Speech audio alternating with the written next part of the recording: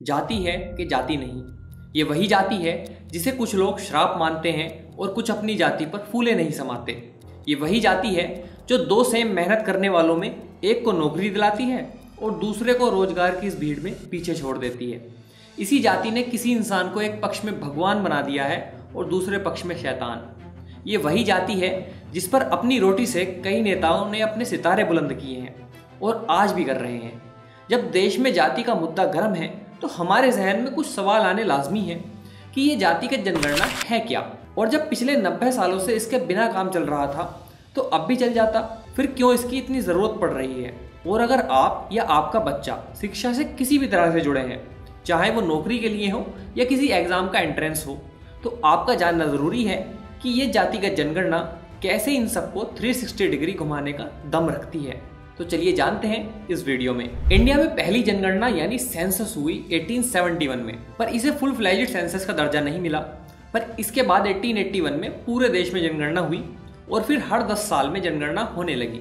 जनगणना में बेसिकली हर घर में जाकर इंफॉर्मेशन कलेक्ट की जाती है कि आपकी इकोनॉमिक कंडीशन कैसी है, कितने लोग जॉब करते हैं, कितने खेती करते हैं, ये बाकी का काम करते हैं और काफ़ी कुछ। बट 1931 वो आखिरी साल था जब जातियों को जनगणना में ऐड किया गया था, मतलब जनगणना में जातियां भी काउंट की गई थी। 1941 में दुनिया में वर्ल्ड वॉर चल रहा था, तो ब्रिटिशर्स ने कास्ट या जातियों को जनगणना में ऐड करना सही नहीं समझा, क्योंकि इससे उनका खर्चा बढ़ जाता। 1947 में देश आज़ाद हुआ और 1948 में सरकार द सेंसस एक्ट 1948 लेकर आई। इसके मुताबिक यूनियन गवर्नमेंट ही देश में जनगणना करा सकती थी और स्टेट्स को इस हक से बाहर रखा गया था। पर स्टेट्स चाहें तो अपने बेसिस पर कुछ सर्वे करा सकती थी कि उनके स्टेट में कौन सी कास्ट कितनी है, जैसे कि हमने तेलंगाना और बिहार में देखा। पर इस एक्ट ने कास्ट को सेंसस से बाहर निकाल दिया, मतलब सेंसस के टाइम पर आपसे आपकी जाति नहीं पूछी जाएगी, पर यहाँ सिर्फ उन जातियों की बात की गई जो SC और ST से बाहर थी। मतलब SC और ST की काउंटिंग ऐसे ही चलती रही, क्योंकि उनको रिजर्वेशन भी देना था और रिजर्वेशन देने के लिए कास्ट की काउंटिंग होना तो ज़रूरी था। SC यानी शेड्यूल कास्ट को 15% और ST यानी शेड्यूल ट्राइब्स को 7.5% का रिजर्वेशन दिया गया, जो कि गवर्नमेंट जॉब्स और एजुकेशन इंस्टीट्यूट्स में वैलिड था। OBC की बात हम आगे करेंगे कि OBC का आरक्षण कब मिला। फिलहाल उस टाइम तक OBC के पास कोई आरक्षण नहीं था। OBCs यानी अदर बैकवर्ड कास्ट, ये ऐसी कास्ट है जो कास्ट हायरार्की में SC के तो ऊपर आती हैं। मतलब इनके साथ ऐसा माना जाता है कि इतिहास में दलितों से कम बुरा व्यवहार हुआ है, पर ऊंची जातियों से नीचे हैं। मतलब डिस्क्रिमिनेशन तो हुआ है पर SC से कम हुआ है।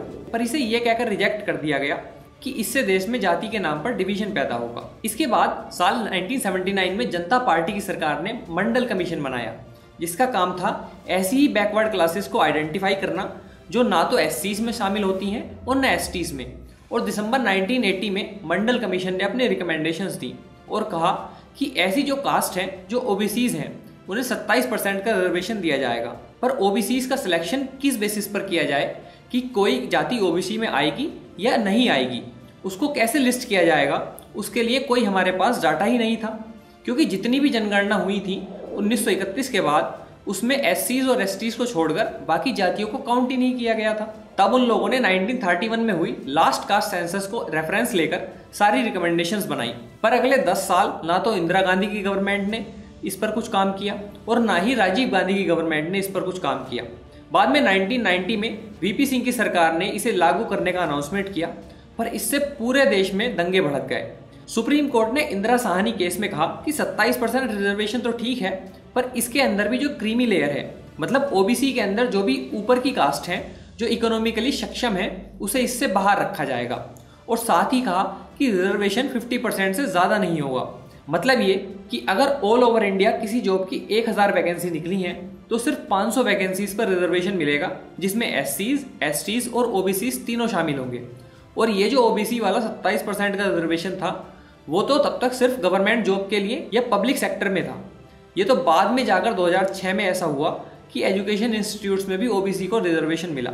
मतलब अब किसी एंट्रेंस एग्जाम में भी आपको OBC का कोटा मिल सकता था। अब जो जनरल कैटेगरी के लोग थे उन्होंने कहा कि ऐसा तो है नहीं कि जनरल कैटेगरी में हर एक आदमी अमीर है, वहाँ भी बहुत सारे पिछड़े लोग हैं जो कि इकोनॉमिकली बहुत वीक हैं, तो उन्हें भी सरकार की तरफ से मदद की ज़रूरत है। तो सरकार ने इस पर 2019 में EWS यानी इकोनॉमिक वीकर सेक्शन का 10% कोटा जनरल कैटेगरी में दिया, जो कि फाइनेंशियल कंडीशंस के बेसिस पर जनरल कैटेगरी में रिजर्वेशन देता था। अब थोड़ा और सिंपल लैंग्वेज में एक एग्जाम्पल के साथ बताऊं तो 2019 के बाद की सिचुएशन ये है कि मान लीजिए कल को गवर्नमेंट एक एग्जाम लेती है किसी जॉब के लिए या किसी यूनिवर्सिटी में एंट्रेंस के लिए, जिसमें 1000 सीट्स हैं। अब 1000 सीट्स के लिए लगभग 10,000 बच्चों ने अप्लाई किया, जिसमें SC, ST, OBC और जनरल के सारे बच्चे इंक्लूड हैं। अब जो ये 1000 सीट्स हैं उनमें से 150 सीट्स तो SC के लिए फिक्स हो जाएंगी, मतलब उन 150 सीटों पर सिर्फ और सिर्फ SC कैटेगरी के लोगों को ही सिलेक्ट किया जाएगा। 75 सीट SC के लिए, 270 OBC के लिए और 100 सीट्स जनरल कैटेगरी के बैकवर्ड क्लासेस के लिए जिनके पास EWS का सर्टिफिकेट है उन्हें दी जाएंगी। बाकी बची 405 सीट्स के लिए बाकी बच्चे लड़ेंगे और इसमें सिर्फ जनरल नहीं बल्कि SC, ST और OBC वाले भी इन 405 सीट्स के लिए लड़ेंगे और जिनके मार्क्स इनमें सबसे ज़्यादा आएंगे उनको इन 405 सीट्स में रख लिया जाएगा, फिर चाहे वो SC, ST या OBC ही क्यों ना हो। अब तक हमने समझा कि इन कास्ट और ग्रुप्स को रिजर्वेशन कैसे फायदा पहुंचाता है, तो अब सवाल है कि कास्ट सेंसस की अब आकर जरूरत ही क्या है। पिछले 90 साल से भी तो सारा काम चल ही रहा है। देखिए, इसकी सबसे बड़ी ज़रूरत तो यही है कि ये जो रिजर्वेशन जिस डाटा के बेसिस पर दिया जा रहा है वो अब से 90 साल पुराना है। तब से अब तक डेमोग्राफिक्स में कितना चेंज आया है, कौन सी जाति की कितनी पॉपुलेशन है, जब तक ये पता नहीं चलेगा तब तक रिजर्वेशन के डाटा और उनसे जुड़े लॉज में कोई चेंज नहीं किया जा सकता। कुछ लोग जो हमेशा कहते हैं कि रिजर्वेशन की वजह से अनडिजर्विंग लोग जॉब्स ले रहे हैं या जिनकी इकोनॉमिक कंडीशन ठीक है वो जातियां भी इसका यूज़ कर रही हैं, जिनकी वजह से जो डिजर्विंग कैंडिडेट है उनको जॉब नहीं मिल रही है। इसी चीज़ की स्क्रूटनी के लिए ज़रूरी है कि एक बार सही से कास्ट सेंसस हो ताकि पता लग सके कि असल में हर एक जाति की पॉपुलेशन और उसकी कंडीशन कैसी है, कि किस जाति को असल में रिजर्वेशन की नीड है और कौन इसका गलत फ़ायदा उठा रहा है। मिसाल के तौर पर अगर कास्ट सेंसस होती है और डाटा कहता है कि SC कैटेगरी में जो ये जातियां हैं उनमें से A नाम की जाति के लोगों की इकोनॉमिक हालत काफ़ी अच्छी है B और C नाम की जातियों के लोगों से, साथ ही A जाति की जो पॉपुलेशन है वो कम है B और C जाति की पॉपुलेशन से, फिर भी रिजर्वेशन तीनों को मिल रहा है क्योंकि तीनों ही SC कैटेगरी में आ रही हैं, तो सरकार उस 15% रिजर्वेशन में से भी कैटेगराइजेशन कर सकती है और A जाति के लोगों की सीट्स को 150 में से भी लिमिटेड कर सकती है, मतलब जिसे जितनी नीड हो उसे उतना ही फायदा दिया जाए। कास्ट सेंसस से हमें सही डाटा मिलेगा जिससे हम अनडिजर्विंग इंक्लूजन को बाहर कर पाएंगे, बट इसके खिलाफ काफ़ी आर्ग्यूमेंट भी दिए जाते हैं कि ये क्यों नहीं किया जाना चाहिए। चलिए एक एक करके समझते हैं कि वो आर्ग्यूमेंट्स क्या हैं और उनके सॉल्यूशंस क्या हैं। सबसे पहला आर्ग्यूमेंट तो यही दिया जाता है कि एक तरफ सरकार देश को यूनाइटेड रखना चाहती है और दूसरी तरफ कास्ट सेंसस करके देश को जातियों में तोड़ने का काम कर रही है। बिल्कुल सेम क्वेश्चन 1931 कास्ट सेंसस करने के टाइम भी उठाया गया था और तब उस सेंसस को कराने वाले J.H. हटन ने कहा था कि आप किसी चीज़ को काउंट नहीं करेंगे तो इसका मतलब ये नहीं है कि वो चीज़ है नहीं।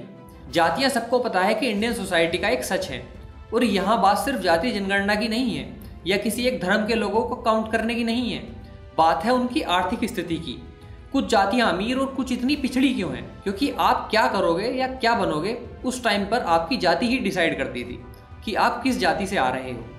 हटन की इस बात में आज भी काफ़ी सच्चाई है, क्योंकि जब तक आप लोगों को कास्ट वाइज नहीं गिनेंगे तब तक आप उनके लिए उनके मुताबिक पॉलिसीज़ कैसे बना पाओगे। और बात रही जात पात पर बांटने की, तो SC, ST और OBC में लोग पहले से ही बटे हैं और हर इंसान को ये भी पता है कि उसकी और उसके पड़ोसी की, उसके कलीग की, उसके दोस्त की क्या जाति है। इसमें अलग करने वाली बात ही कहाँ पर आती है। इसमें अगला जो तर्क इसके अगेंस्ट दिया जाता है वो है कि इससे लोग फालतू की डिमांड्स करेंगे कि हमारी जनसंख्या इतनी है तो हमें ये चाहिए वो चाहिए। हमें यहाँ ये समझने की ज़रूरत है कि इससे डिमांड्स बढ़ेंगी नहीं बल्कि अनवांटेड डिमांड्स घटेंगी, क्योंकि जब हमारे पास OBC का डाटा ही नहीं है तो हम कैसे पता करेंगे कि ये जो लोग डिमांड कर रहे हैं वो सही है या गलत है, ये इसके जो फैक्ट्स हैं वो सही हैं या गलत हैं। बट ये सब जितना आसान नज़र आ रहा है उतना आसान है नहीं।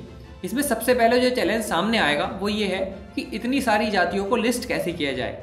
मिसाल के तौर पर 2011 की जनगणना के टाइम यूनियन गवर्नमेंट ने ministry of housing and urban poverty elevations and ministry of rural development को ये टास्क दिया कि आप SECC यानी social economic and caste census करें और हमें डाटा दें कि टोटल कितनी कास्ट हैं और किस रीजन में कौन सी कास्ट ज़्यादा है। अब कास्ट पता करना इतना आसान काम तो है नहीं, क्योंकि एक ही कास्ट को अलग अलग रीजन्स में अलग अलग नाम से जाना जाता है, जबकि उनके ट्रेड्स सेम होते हैं, उनकी इकोनॉमिक कंडीशन सेम होती है। कई बार बहुत सारी छोटी छोटी कास्ट ग्रुप्स मिलकर एक यूनिफाइड नाम के अंदर खुद को ढाल लेती हैं और खुद को एक नई पहचान दे देती हैं। कई बार लोग अपनी जाति बताना ही नहीं चाहते और गलत जाति लिखवाते हैं जिसकी सोशल वैलिडिटी ज़्यादा हो। इन्हीं डिस्क्रिपेंसीज की वजह से 2011 वाली सोशल इकोनॉमिक सेंसस में हमारे पास 46 लाख से ज़्यादा कास्ट सामने आई, जिसमें बहुत से लोगों ने अपने सरनेम को ही अपनी कास्ट बता दिया, जिस वजह से इस डाटा को डिनाई कर दिया गया। ऐसा इसलिए भी हुआ क्योंकि जो लोग ये डाटा कलेक्ट कर रहे थे उनके पास एक लिमिटेड क्वेश्चनेयर नहीं था, तो जिसे जो जाति बताई उन्होंने नोट कर ली। अब हमें चाहिए कि जनगणना के टाइम एक लिमिटेड क्वेश्चनेयर प्रोवाइड किया जाए जिसे सोशियोलॉजिकल एंड एंथ्रोपोलॉजिकल एक्सपर्ट्स तैयार करें, जिसमें कास्ट, सब कास्ट और सरनेम भी हो, पर एक लिमिटेड लिस्टिंग के साथ। बाकी अगर कोई एक्स्ट्रा अपनी जाति बताता है कि मेरे साहब ये जाति है और वो इस लिस्ट में नहीं है, तो वो अदर्स में रखी जा सके।